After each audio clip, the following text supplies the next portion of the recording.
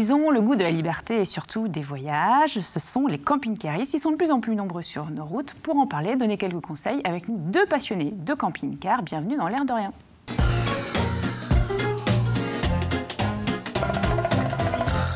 Bonjour Émilie. Bonjour. Bienvenue dans cette nouvelle émission. Merci. Alors nous allons parler d'emploi avec vous. Nous allons parler d'emploi et surtout de formation professionnelle dans l'animation, puisque l'animation est un secteur qui recrute, mais il y a beaucoup de diplômes, on va dire, assez différents. Et voilà, je vais vous parler de ça pour essayer d'y voir un peu plus clair voilà, pour s'orienter. En milieu d'émission. Avant ça, nous accueillons donc alors j'ai dit des passionnés de camping-car, c'est un petit peu plus subtil que ça. Oui. Donc Chantal Gauthier, vous êtes présidente d'une association qui rassemble les camping-caristes. Cette association s'appelle l'Auto-Caravaning France Vendée Océan. Parce que l'association, on va l'expliquer, vous représentez l'antenne vendéenne. Voilà. À votre côté, votre acolyte, Monsieur Mondange, vous êtes vice-président de la même association. Tout à fait. J'imagine que tous les deux, vous avez un camping-car. C'est mieux quand même. C'est mieux. Parce qu'avant d'être, on est avant tout des adhérents. Oui. Voilà. Avant tout des adhérents? Oui. Des adhérents du club. Mais bon, c'est vrai que c'est un club de camping-car. D'accord. Exclusivement. Et depuis quand existe cette association? Alors, depuis 32 ans. Depuis 32 ans. Depuis 32 ans. Elle a commencé donc avec les caravanes, forcément, parce qu'à l'époque, il n'y avait pas de camping-car. Elle a évolué et maintenant, ce ne sont que des camping-cars. J'ai une caravane, je ne peux pas être adhérent à votre association? Non. Pourquoi? Parce que c'est quand même pas le même mode au niveau stationnement déjà. Oui, il y a des spécificités. Oui, voilà. Il y a des aires de service pour les... On ne dit pas que les caravanes ne peuvent pas y aller, mais ça n'a pas le même intérêt. Et en plus, on n'a pas non plus... Quand on a une caravane, on a son véhicule.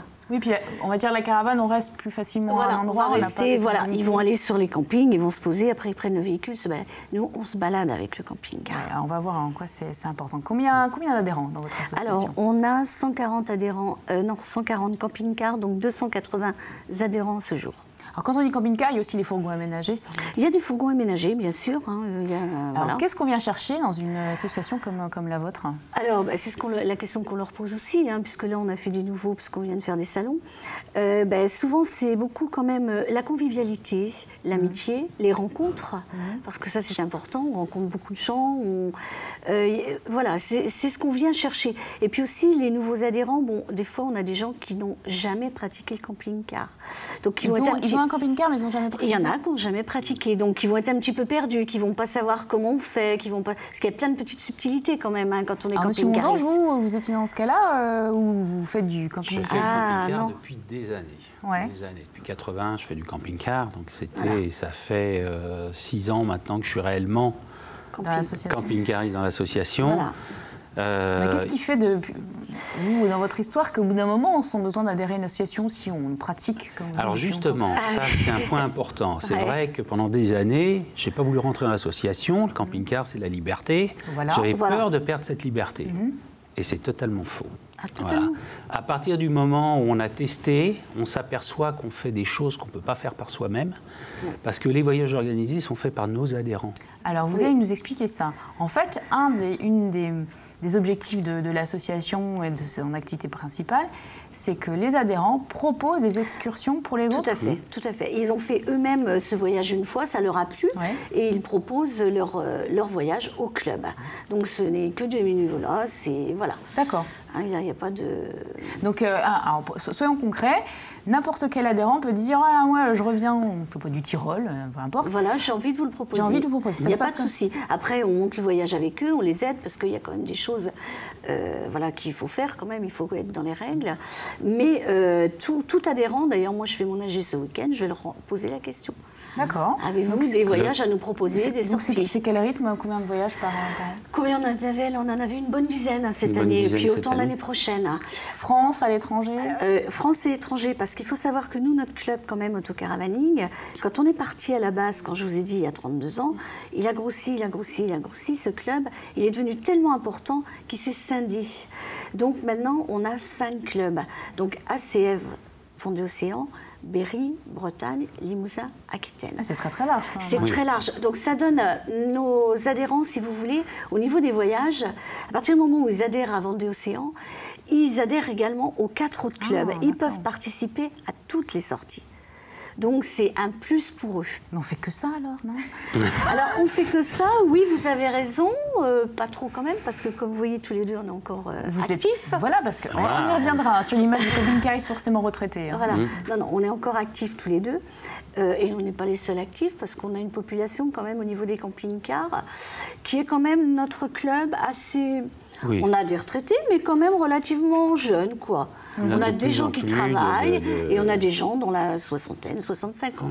Donc une population... Alors, quand on dit camping-car, c'est chouette, c'est la liberté, on peut partir... Enfin, les arguments souvent qu'on entend, c'est on peut partir comme ça, du jour au lendemain quand on veut. Mais quand on est encore en activité... C'est pas compliqué. Vous prenez votre camping-car, comme ça nous est arrivé il n'y a pas longtemps, on part le vendredi soir ou le samedi matin, on revient le dimanche soir. Même si on est allé à Noirmoutier, par exemple, on a l'impression de s'être évadé et d'avoir tout oublié pendant 2 jours. C'est ça qui est très important. C'est ça le vrai. Je vous jure, ça c'est sûr. Et on organise des week-ends, on sort d'un week-end vendange. On était 16 camping-cars, on s'est éclaté. Je veux dire, il y a ça aussi qui est important. C'est que c'est vraiment une grande famille, comme je dis, le camping-car. Mais on a, enfin, moi, je ne sais pas quelle pratique vous avez du camping-car. Aucune. Aucune.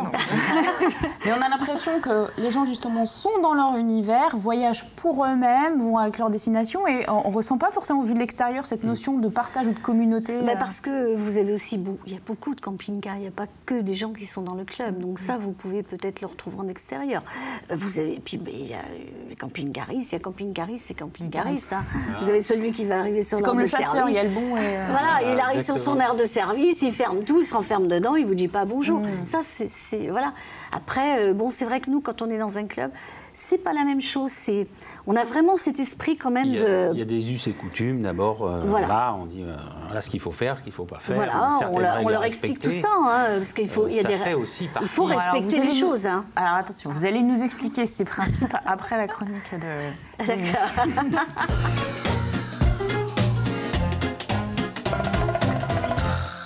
Que je remets mon oreillette très discrètement. Très bien, voilà. Je vais enchaîner. Donc, non, je voulais vous parler donc, du coup de la formation professionnelle de l'animation. Pourquoi?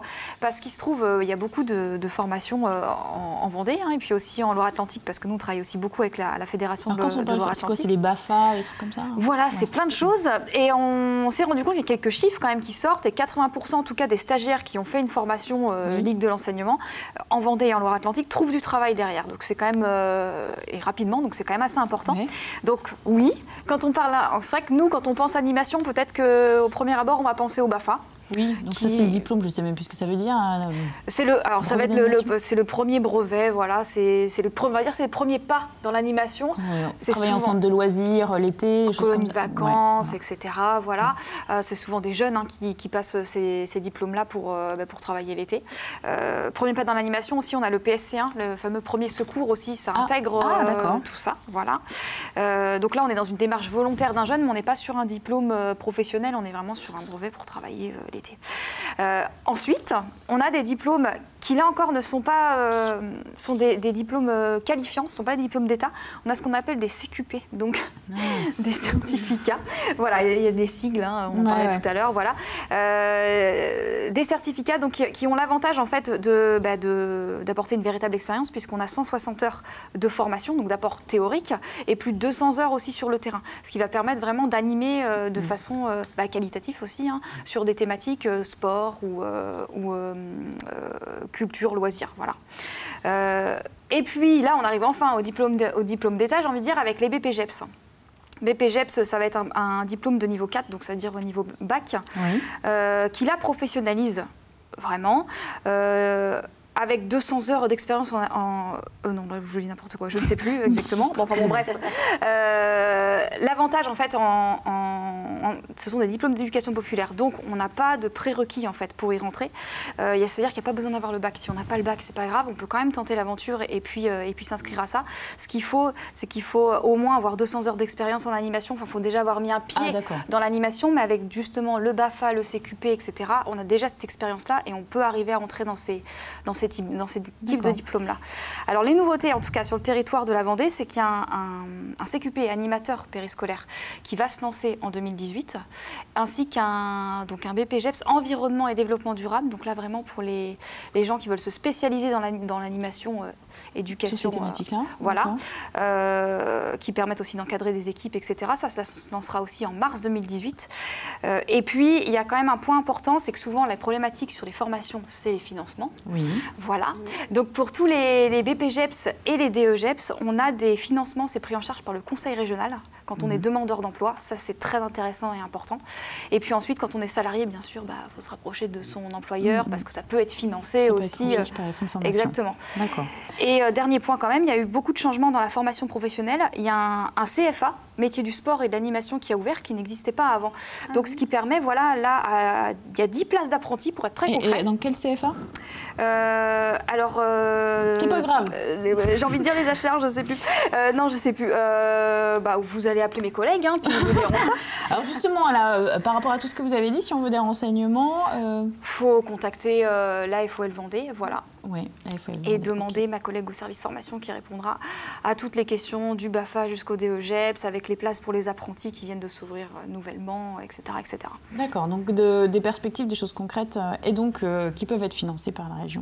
Financées par la région, et puis après, il y a plein d'autres pistes, ça dépend. En fonction, donc c'est au cas par cas, il ne faut pas hésiter à se renseigner, mais en tout cas, il y a des choses qui s'ouvrent, il y a plein de possibilités, et il y a de l'emploi aussi à la clé. Très bien. Merci Émilie. Alors, on est dans le domaine du loisir aussi, mais le loisir, je dirais, à roulette. Donc avec vous, Chantal Gauthier et Monsieur Mondange, pour nous parler de votre association de passionnés de camping-car. On disait avant la petite coupure que l'intérêt d'être dans un club aussi, c'est parce que vous rappelez certaines règles. Oui, tout à fait. Alors, quel type de... Déjà, un camping-car, il faut faire attention. Il faut faire attention quand on vidange. Oui. On a les eaux usées, on a les cassettes, on ne fait pas ça n'importe où. Il y a des endroits bien spécifiques. Donc c'est sur les fameuses aires de service. Voilà, sur les aires de service, même sur les terrains de magasins également, sur les magasins. Oui, il y a des points de vidange. Et ça, c'est important parce qu'on en voit beaucoup quand même qui... À la sauvage. Voilà, et ça, c'est pas bien. Okay. Ça, c'est pas bien. Donc ça, on le rappelle. Mais c'est pas par méconnaissance, c'est des gens qui veulent pas respecter. C'est des gens qui n'ont pas envie de respecter, tout simplement. Ou qui ne respectent pas, ou peut-être par méconnaissance dans la location. Il y a beaucoup de locations de camping-cars qui se font aujourd'hui. On doit leur expliquer quand même. Oui, mais bon, Alors ça, c'est une certaine règle on va dire, citoyenne, écologique. Tout à fait. Voilà. Ça, c'est... Quel type d'autres règles est-ce que... Les règles, c'est pas de rouler en convoi avec 50 camping-cars les uns derrière les autres. Oui, c'est pas tous les jours, ça. Quand on fait quand on fait des sorties, ça peut arriver quand même, qu'ils soient plusieurs à se regrouper pour X raisons. Mais nous, c'est quand on fait nos sorties, justement, nos sorties organisées, on fait des groupes. Et on roule par 3 camping-cars, 10 minutes après, il y en a un autre qui part, toutes les 10 minutes, de manière à ne pas avoir un convoi de 15 camping-cars. Et pas gêner la circulation. Pour des raisons de sécurité aussi. Voilà, pour la sécurité également. Parce que, alors vous devez en être conscient, mais des fois on a un regard assez caricatural sur le camping-car. C'est vrai. C'est le retraité qui a un peu d'argent, et qui ne veut plus du tout s'insérer dans la vie locale, qui préfère partir. C'est pas vrai du tout. C'est pas des retraités, la preuve, vous en avez 2 spécimens. Franchement, 2 spécimens, comme vous dites. Non, ce ne sont pas que des retraités. Ce ne sont pas parce qu'on a des gens qui font partie d'autres assos et qui sont avec nous. Non, absolument pas. C'est des gens qui ont envie de s'évader, qui ont envie de faire les choses tranquillement, qui n'ont pas envie d'aller dans des trucs organisés. Et puis voilà, c'est ça le camping-car. On a des adhérents qui ont une trentaine, qui ont 30 ans, qui sont famille, là. Oui. Alors, en famille, c'est toujours un peu compliqué. Oui, c'est un peu plus compliqué, mais moi, je vois, moi j'ai des grands-enfants, donc moi, je vois mon gendre, combien de fois les enfants étaient petits. Il est parti avec le camping-car, et ils adoraient ça. Et ça coûte cher, un camping-car. Alors, mais il y a de tout.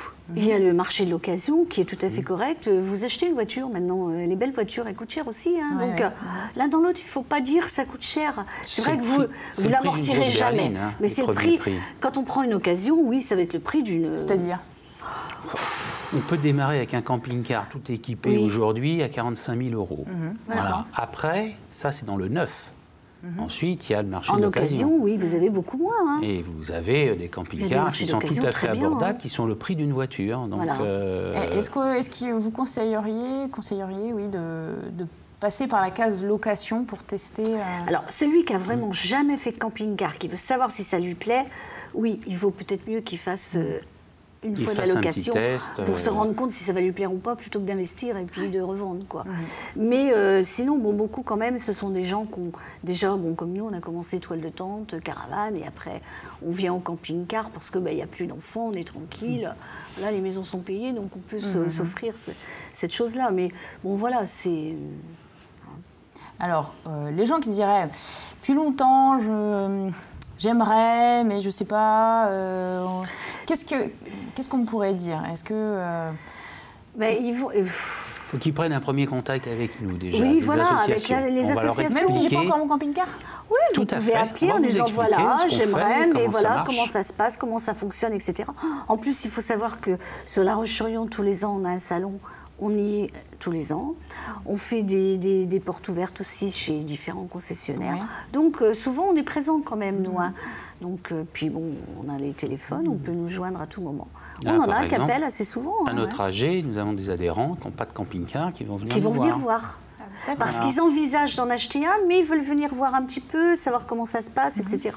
Prendre des renseignements, discuter avec les autres. Avec d'autres adhérents. C'est très important. Donc, parce qu'il y a beaucoup d'échanges, beaucoup d'échanges. C'est le principe. Hein. Ouais. Le principe, on est vraiment avant tout une bande de copains et on est là pour sortir ensemble, s'entraider. Mais vous ne connaissiez pas avant? Non. Mais c'est vrai qu'on... Unis par le camping-car. Ouais, mais on lit des amitiés qui sont très très longues. Nous, quand on a commencé il y a 16-17 ans, vous voyez qu'on était jeunes, parce qu'on est toujours pas en retraite, eh bien, on a lié amitié à notre première sortie avec un couple, on est toujours ensemble. Non, c'est parce qu'on peut avoir au travers... Enfin, je sais que nous, on n'a personne en famille et en amis qui veulent accéder au camping-car. Donc c'est vrai que c'est pas forcément évident. Après, c'est d'autres systèmes de sortie. Donc là, on se fait beaucoup d'amis. Alors pour l'adhésion, elle est combien? C'est en fonction... Non, c'est pas en fonction du camping-car. Non, c'est par couple. Non. L'adhésion, c'est par couple, c'est une adhésion annuelle. Ce qu'on appelle l'équipage, un camping-car 2 personnes, c'est 56 €. 56 € pour une année. Pour une année. Et après, quand il y a des voyages qui sont proposés par les autres adhérents, c'est quel coût à peu près? Ça dépend du voyage, ça dépend de ce qu'on fait à l'intérieur. Il y a plein de choses qui peuvent rentrer. Ça peut être nous on fait une pêche à la truite, ça va être tout un week-end pour 95 €. Ça va être le voyage où vous allez en Italie, ça va être 800 €. Voilà, tout dépend du contexte, de ce qu'on met dedans.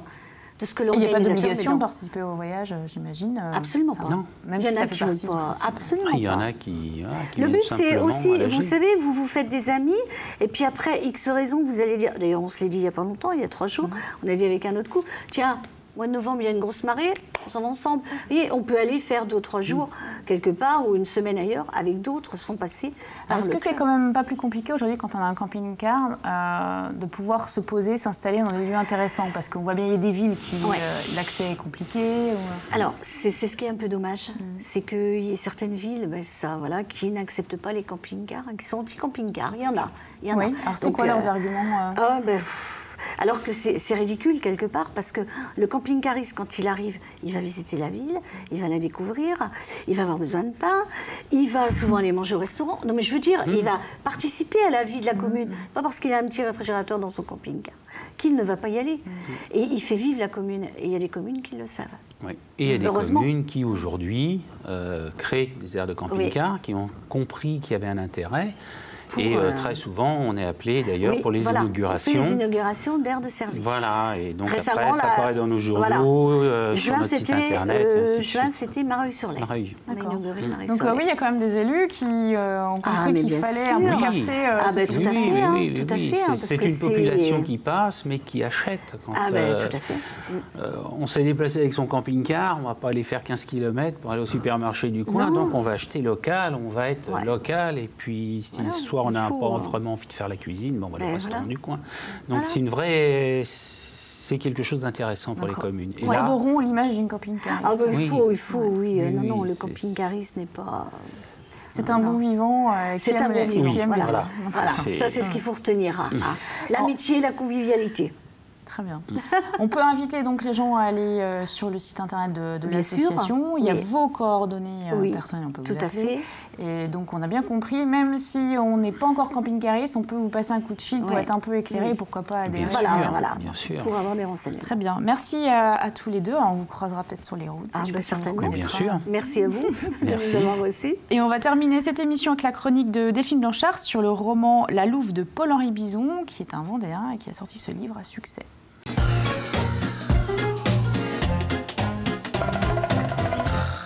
Bonjour Delphine. Bonjour. Donc un coup de cœur pour terminer cette émission avec un livre qui s'appelle La Louve, écrit par un Vendéen. Oui, c'est aussi pour ça que je vous en parle, mais c'est parce que c'est pas toujours facile de se faire une place dans la rentrée littéraire. C'est sorti en septembre dernier.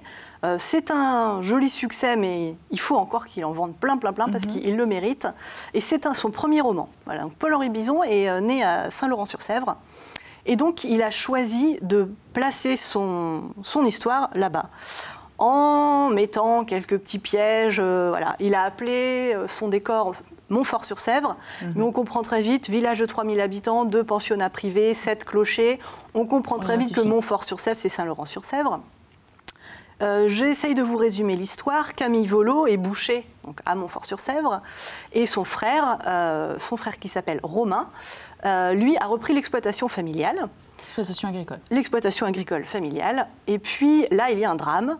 Je ne vous spoile pas, il y a un drame familial, et qui fait que Camille s'en va pendant 6 ans en Vendée. Il y a des anicroches avec la famille. Et puis Camille décide de revenir. Alors, pour embêter son frère ou parce qu'il a une vraie vision différente de l'agriculture, il revient pour monter une exploitation concurrente. Donc c'est très intéressant parce qu'il y a à la fois cette saga familiale, les personnages sont vraiment très très bien dépeints, et puis il y a un constat social de 2 agricultures qui se confrontent, en tout cas qui essayent de dialoguer, qui essayent de faire leur place. Camille, lui, est plutôt dans l'agroécologie, l'agroforesterie, la permaculture, et puis Romain qui reste dans une agriculture conventionnelle et plus traditionnelle. Et c'est vraiment une vraie force de nous intéresser à ce sujet-là avec une écriture qui est vraiment très, très, très bien mise en place, que cette saga, elle pourrait se passer dans n'importe quel domaine ailleurs, et elle se passe dans une exploitation agricole, et c'est vraiment bien vu. Il y a un constat social qui est très intéressant, puisqu'on en parle aujourd'hui, le manger local, le retour aux vraies valeurs, aux produits, au circuit court, et c'est vraiment très très bien mis ça en place. Vous m'aviez expliqué que c'était pas moralisateur. Enfin, pas du tout, exactement. C'est pour ça que je dis que c'est bien fait, c'est pas manichéen, il n'y a pas le bon et le gentil d'un côté, il n'y a pas la bonne façon de faire et celle qu'on montre un peu du doigt, pas du tout. Il explique juste que, voilà, en France aujourd'hui, il y a 2 agricultures qui essayent d'exister ensemble. Comment on peut faire ça? Et puis là, ça marche aussi très bien parce qu'il met ça en scène avec 2 frères. Donc forcément, à un moment, ces 2 frères essayent de communiquer, essayent de se réconcilier. On peut y voir une métaphore de est-ce qu'on va réussir à réconcilier ces 2 formes d'agriculture-là. C'est vraiment bien foutu. C'est aux éditions Gallimard, ce qui est quand même pas mal pour un premier roman d'être publié aux éditions Gallimard. Et surtout, je voudrais quand même mettre en valeur Paul-Henri. Maintenant, il habite à Paris. Parce que vous l'appelez Paul-Henri, ça y est. Oui, ça y est. Paul-Henri habite à Paris, mais ses parents habitent toujours à Saint-Laurent-sur-Sèvre.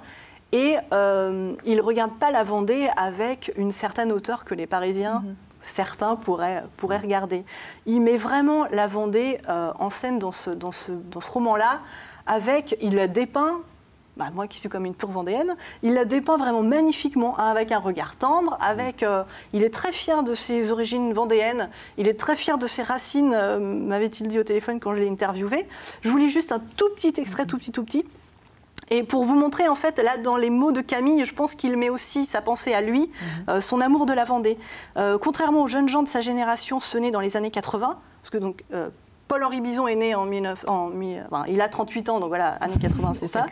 Voilà, aux jeunes gens de sa génération, ceux nés dans les années 80, et qui les premiers étaient en majorité partis étudier à Nantes, Angers ou Paris, puis s'y étaient installés. Lui était d'abord resté dans le coin, non par manque de caractère ou de talent, mais Camille avait toutes les qualités pour s'imposer dans n'importe quel endroit du monde, mais par amour sincère de ce bocage vendéen où sa famille était connue depuis la nuit des temps. Je pense que ça résume bien ce livre, cet amour sincère de ce bocage vendéen. On le ressent, on le lit, et vraiment je vous conseille, vous êtes amoureux de la Vendée, vous aimez le domaine agricole, et puis vous avez envie de découvrir un nouvel auteur qui a beaucoup de talent, La Louve, Paul-Henri Bison, édition Gallimard, dans la très jolie collection blanche, 20 €.